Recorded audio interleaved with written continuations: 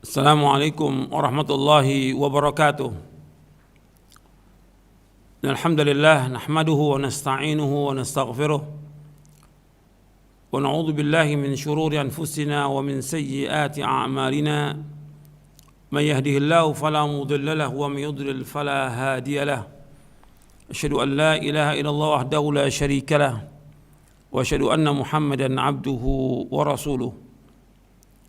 Allahumma salli wa sallim wa barik ala nabiyina Muhammadin wa ala alihi wa sahbihi ajma'in.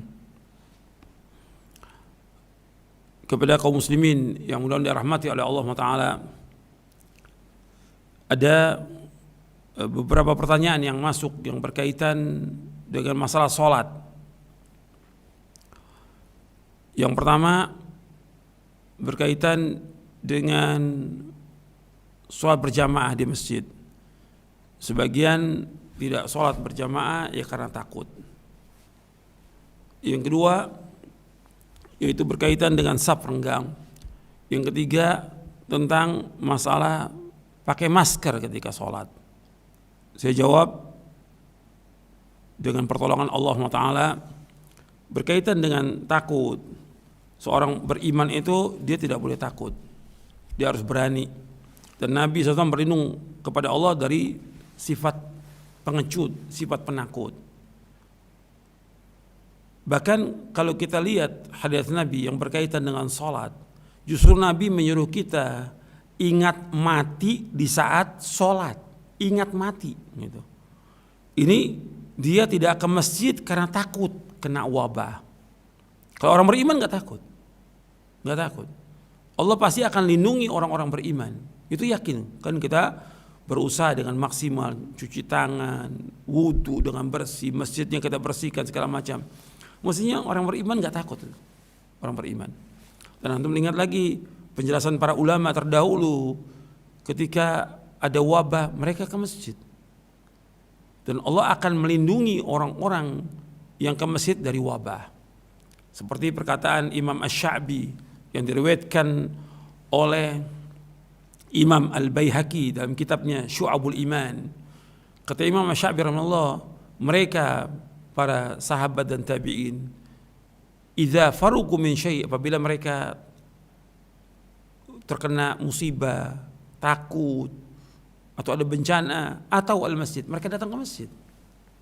Mereka datang ke masjid. Bahkan juga ada riwayat dari Anas itu bahwa apabila Allah turunkan wabah, maka Allah akan lindungi, Allah akan selamatkan orang-orang yang meramaikan masjid. Itu harus kita ingat itu. Ini diriwayatkan oleh Imam Baihaqi dalam Syu'abul Iman. Meskipun riwayat itu ada kelemahan, kata Imam Baihaqi, riwayat Anas ini ada beberapa penguatnya. Paling enggak hasan li ghairihi. Artinya Allah akan lindungi orang-orang yang beriman, yang ke masjid itu dilindungi dari berbagai macam penyakit. Jadi kita enggak usah takut. Bahkan Nabi menyuruh kita untuk apa? Untuk mengingat mati di saat sholat. Nabi bersabda dari Anas radhiyallahu an, Rasulullah bersabda, "Uzkur al-mauta fi salatika, fa inna ar-rajula idza dzakara al-mauta fi salat la hariyun an yuhsina salatahu, wa shalli salata rajulin la yadhunnu annahu yusalli salatan ghairaha." Nabi bersabda SAW, ingatlah kematian di dalam sholatmu. Ingat mati di saat sholat. Karena jika seorang mengingat kematian dalam sholatnya, ia akan melakukan sholatnya dengan baik. Dia akan berusaha bagaimana sholatnya yang terbaik, karena dianggap sholatnya yang terakhir bagi dia. Sholatnya seperti seorang yang dia tidak menyangka bahwa dia akan bisa melakukan sholat lagi. Artinya disuruh Nabi sholat, ingat mati ketika sholat. Sehingga dia berusaha bagaimana sholat yang terbaik, karena dia khawatir nggak sholat lagi. Karena sholat ini dia akan meninggal dunia. Ini diriwayatkan oleh Imam Dailami dalam Musnad Al-Firdaus. Dihasankan oleh Syekh Al-Albani dalam silsilah hadits as-sahihah di juz yang ketiga.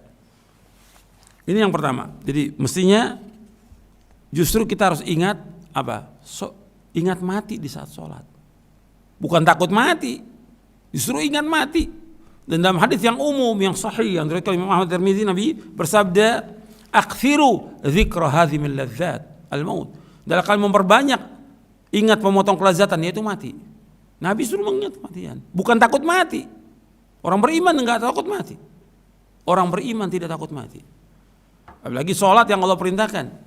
Untuk laki-laki di masjid, jangan takut mati. Oh, kita beriman, Allah pasti akan menjaga kita, melindungi kita.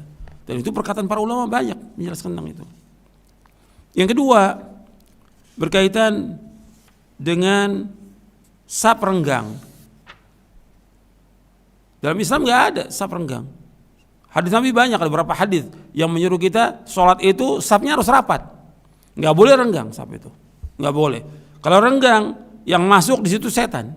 Sebab Nabi bersabda, rusuh suakum, rapatkan saf kamu, wa qarib, mendekatkan, wala tadharu furujan syaitan, jangan kalian tinggalkan celah-celah untuk setan, nggak boleh. Dan para sahabat melakukan demikian, rapat safnya, nggak ada yang renggang.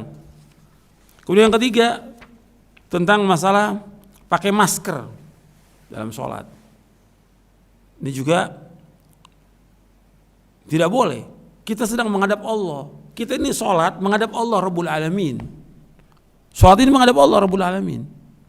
Maka kita dalam kondisi yang paling baik, kita menghadap Allah, baca ayat, kemudian kita berdoa, berzikir, menghadap Allah. Allah di hadapan kita. Maka kita buka. Nabi bersabda sallallahu alaihi wasallam, an Abi Hurairah radhiyallahu anna Rasulullah naha an sadl fi shalah wa yughatti ar-rajulu fa. Dari Abu Hurairah radhiyallahu anhu yang mengatakan Rasulullah SAW melarang sadel dan menutup mulut ketika sholat. Hadis ini hasan, diriwayatkan oleh Imam Abu Daud, Ibnu Khuzaimah, Ibnu Hibban, Al-Hakim, Ibnu Majah, dihasankan oleh Syekh Albani. Jadi kata Imam Syamsul Haq Azim Abadi, kata Imam Al-Khattabi, yang dikatakan sadel menjulurkan pakaian hingga menyentuh tanah. Artinya laki-laki nggak boleh isbal, nggak boleh isbal. Itu dilarang sadel yang pertama. Nabi melarang sadel. Artinya haram hukumnya, nggak boleh orang memakai pakaian isbal. Sarung nggak boleh lewat mata kaki bagi laki-laki. Celana, gamis itu harus di atas mata kaki. Sebab apa saja yang melewati mata kaki, kata Nabi SAW, tempatin neraka. Ma asfala minal ka'baini minal izar fa finnar. Apa yang melewati mata kaki ke bawah dari kain itu tempatin neraka. Kemudian yang kedua, Nabi melarang ayughati rajul fa, nggak boleh seorang laki-laki itu menutup dalam sholatnya. Pakai masker nggak boleh, harus dibuka. Dan juga nggak lama kita sholat ini, nggak lama, paling 5 atau 10 menit. Kenapa pakai masker? Dan insya Allah nggak apa-apa, sehat. Nanti keluar dari masjid kita mau jalan lagi, ya pakai masker nggak ada masalah. Tapi sholat buka. Atau umpamanya sebelum sholat dia pakai masker, waktu sholat dia harus buka. Setelah selesai sholat dia mau pakai masker boleh. Tapi waktu sholat dia harus buka. Ini hadis hasan diriwayatkan oleh Imam Abu Daud dan yang lainnya. Jadi akhwani fiddin azakumullah, ini yang seperti ini kita ikuti dalil. Nabi SAW melarang, kita sami'na wa ata'na. Apa yang Nabi perintahkan kita laksanakan, yang Nabi larang kita juga tinggalkan. Nabi melarang kita menutup mulut kita, menutup muka kita, kita jangan tutup. Ini larangan Nabi. Dan kita sedang menghadap Allah SWT. Insya Allah kita akan diberikan kesehatan, dijauhkan kita dari wabah dan yang lainnya. Selama kita ikut dalil, ikut Quran Sunnah, insya Allah kita akan diselamatkan oleh Allah Ta'ala. Mudah-mudahan yang saya sampaikan bermanfaat. Wassalamualaikum warahmatullahi wabarakatuh.